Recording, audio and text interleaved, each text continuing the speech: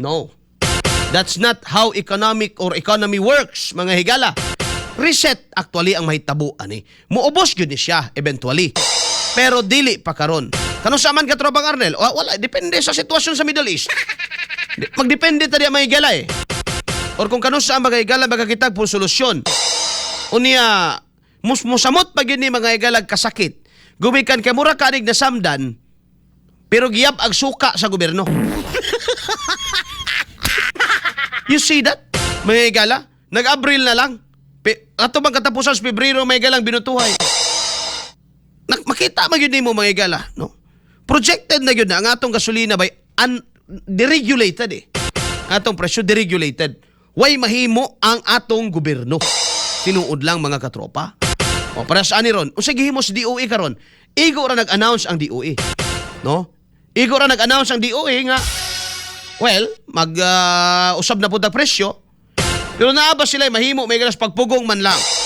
No? Ang ila ra gyud mahimo diha hangyo ra gyud nga ayaw lang ninyo ibuo, i-staggered lang ninyo kay para di pud makuratan ang tao. Mura ra gyapon na may gala, mura ra kaganang ay lang sag patya, dunggaba lang sa no? Ay lang sag basta ipatapak lang ng kuan diya, no? Iyahang kanang kutsilyo ay lang patya dayon. Mura gyapon na may gala. Inanay noon ta ani. Unsa may remedy mga katropa sa atong gobyerno karon? Wala pa gasabot pa bay. Bullseye. Paminaon gid nato si Anticlero, inyong paborito. Karon na po ng meeting ang DBC. Hinay gab to kusi gamay. Po sila ng pag-uusap at inassess po ang implication ng mga ng rising global oil prices at in-evaluate ang possible policy responses. Kasama na po rito ang measures on fuel excise taxes nito pong nakaraang Holy Week. At nag-formulate na po sila ng kanilang rekomendasyon at magkakaroon po sila ng meeting tomorrow with the President para isubmit po itong recommendations na ito for his approval.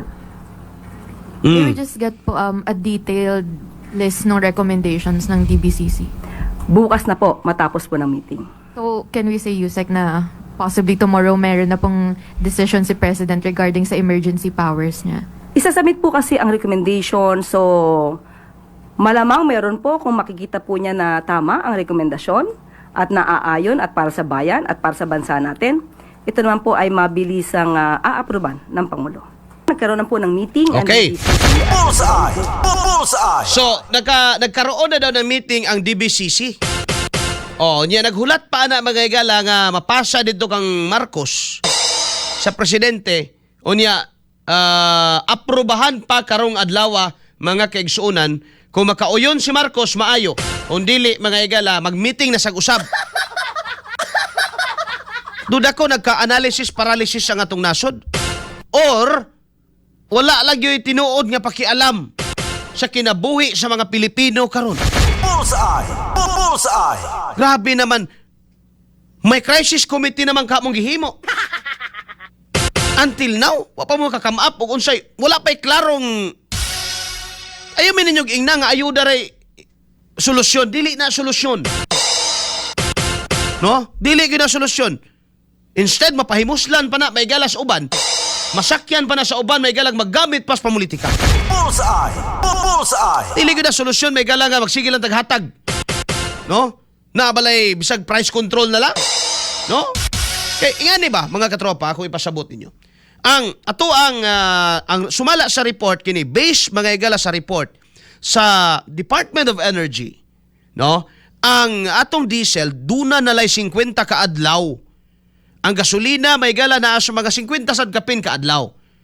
And we are approaching that 50. We are already consuming that 50 mga higala, no? Siguro mga 10 days or 7 days na ang nakalabay. We are already consuming that 50 days supply. So, ang nabili na ito nga supply, i-distribute mga higala, according to the needs, everyday needs, mga higala and demands, no? So, itanaw, kung magpadayon ni ingani kadaghan ang makonsumo, which is nayata sa mga 30 million liters igala in a day, mga katropa, tibok Pilipinas na, according to the data, moabot na lang 50 ka adlaw. Ang challenge sa gobyerno karon ba, Una, may gala, management sa supply. Unsaon man nimo, pero nga mo extend pa na mga gala kanang imong supply imbes nga 50 ka adlaw, basig mainat-inat nimo na into 80. No? Into 80 days mga katropa. Mo nang nanggawas na karon ng mga solusyon nga nagkadaiya. Una, naay solusyon aron nga way mulihok. Ang mulihok, ibtan og buhok. Aron mga igala nga way manglihok, mag-lockdown. No? Na yun mga suggestion na mag-lockdown. Pagka nag-lockdown, mga igala, syempre, walay mo konsumos gasolina, walay man lakaw. Walay man lakaw, mga katropa, walay mo konsumos gasolina, adi yun sa ginama, mo extend yun na, mga kaigsuunan. So, kana siya nga solusyon, mura na siya ang imong bugas, taman na lang may gala sa isa ka adlaw. Tulo kalong agad na lang imong bugas. Aron nga, muabot pa na ugma, dili lang kamukaon karong adlaw. Ingana na siya Di ba? Mamaora, no?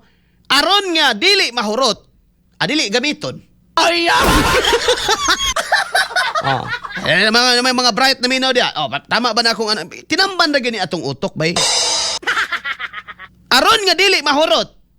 Sayon ra kay na katropang gab. Aron nga di mahurot, dili gamiton. May mga nagsuggest ana. Pero ekonomiya atong gisgutan dili bugas. Magwanta pa nimong kagutom kung ikaw sa imong may gala nga personal nga level. But ekonomiya atong ginisgutan diri, ang nasod ang atong ginisgutan diri. What does it mean to us if dili na tamang lihok? No? Ingani na siya mga katropa. Unang-una nga maapektuhan, ekonomiya na to. Bullseye! Bullseye! And tinuod na, kung kana may tabo mga higala, this is worse than COVID-19 nga lockdown. Bullseye! Bullseye! At least sa una, may higala, may kwarta ka. At least sa una, ang palaliton, barato daan. No? Pila ra may kilo in pesos during the COVID mga higala. Kabaratos mga babaliton. Ang krudo 37. Oh. Karon nga naa ka sa mahal daan. Let us say naa if we stop there, for example, 150. Do you think kaya na to ni sustain ba? Bullseye! Bullseye! No? Do you think kaya na to ni sustain? Pag kamuhunong stumble down gyud ta aning kalakiya. Really? Matumba gyud ta. No? So ang principle karon mga higala sa in order for us to keep going, in order for us to keep the balance rather, aron yung magpabiling balance ni mga higala, we need to keep going. No, we need to keep going mga kaigsunan para ang ekonomiya modagan o budagan lang gyapon while the government is sourcing out or kung nangita man mga higala ganing pamaagi. Aron nga maalibyuhan, ma-ameliorate man lang kini may galawi kanat say di wa poy presidente aning panahon na may gala nga makahimo gyud paubos aning wa naman nasugda naman. Muna ginaingon ba nabasa na ni. Maligo na lang. Samot pagay galag pareha sa utok ni Marcos. Samot tagkaipit anak mga kaigsunan. Paras karon ang gera adto pa mga higala pagsugod sa katapusan sa Pebrero. Nahuman na lang ang Marso, Abro 7 na lang taron, wala pa'y nakamap. Gaya ka ba na sa baba ni Anticler? Including fuel, excise, taxes, tunan pa. Kay lagi, og nilakson pa, nabalaka sila kay 320 billion ang mawa sa panudlanan sa gobyerno. Grabe naman ang tinunanay ninyo Pag-aaralan pa kuno. Samtang nagtingit nas kasakit ang ato mga kaigsuunan mga higala, pag-aaralan pa rin. Bullseye! Bullseye! Doon na ba'y konkreto mga higala, naka state of energy emergency naman ta? Doon na ba? Oy. Gaya ka nas ba ni Anticler, mag-meeting pa, o nag-meeting kahapon, mag-present pa kang Marcos karon. Kay buhi pa man. Mag-present pa kang Marcos karon mga higala, o kung iyang mauyunan, aprobahan. Kung di mauyunan, mag-meeting na sag-usab. Pero ang presyo karon, 170 na. Bullseye! Bullseye. Ang uban 170 na ng uban. Oh. Pinakabarato ron 150. Sao naman na nimo. Bullseye. Bullseye. De? Unsa man mga igalay konkretong lakang ayuda ra ba? No? Maora ba na di ara ba tataman? Bullseye. Bullseye. So sunod nga mga nanggawas nga solusyon. Apil na to mga igala kadtong kang tiriridon. Nga aron do kay mahurot ang atong supply, dili ka pwedeng mag-full tank. Mo na nahuna-hunaan niya. Limit, no? Limit mga kaigsunan. Now, mga solusyon may gala nga ilang lay down na ay mga nagsugyot ba nga amadunggan naman niya unya. Naisgutan si Win Gatchalian kalabot aning lockdown. No? Pero wala na ginatanaw nga option bay. Dapat dili gid nila natanaw nga option. Ngano man mu lockdown ta. Grabe, minusag diskarte ning gobyerno ha may gala og mu lockdown ay. Minus, makana yung minus og diskarte. Kung mu lockdown, kataw-anan gyud kay may gala. Bullseye. Kauban si Katropang Arnel Cortez. Bullseye. Katong COVID makasabot ka mu lockdown gyud atong ano man. Sakit man to.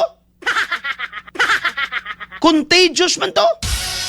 Highly contagious virus man kuno to. Mutakod man to mga higala sa kung magdikit ang mga tao. Mo ganing na social distancing so dapat lang yun mo lockdown na to. Bullseye. Bullseye. Kiniron presyo man eh. No? Minus diskarte ni mga lidera ni mga igalang gipampili ninyo kung mo ang ending ani lockdown man lang gyapon. No? Timanegi ninyo na. Kinaamay galay mga nagsugyot ana nga aron nga di mahurot, dili gamiton. Okay. No? Doon na siya mga nag-ingon may gala nga dili magpultang.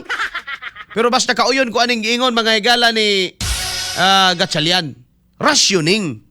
No? Unya, i-take over sa gobyerno no ang petroleum industry karong panahon na mga higala because we are in an emergency. Bullseye. Bullseye. Pero it seems that dili nila na kayang himuon kay bisan pag nakaipit-ipit na tas panahon karon nagkalisod na ang tanawan ni nila may gala normal lang gihapon. Katropang Arnel Cortez. Bullseye. Labi na ni may gala si Auntie Claire nga di gid mo dawat may gala nga naay krisis karon kaayo ra iparok mga igala. Ay!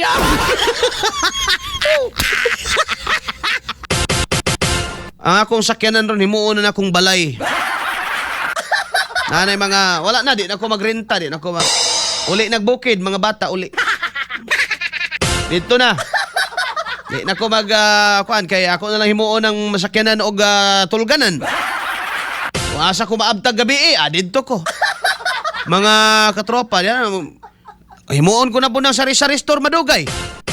Butangan ko na lang mga tinapa, udong, mga di lang butang ginamos kay manimaho man. Luoy pod. Butangan ko na kuan sari-sari store na asa ko makaparking, magkuan lang ko diha.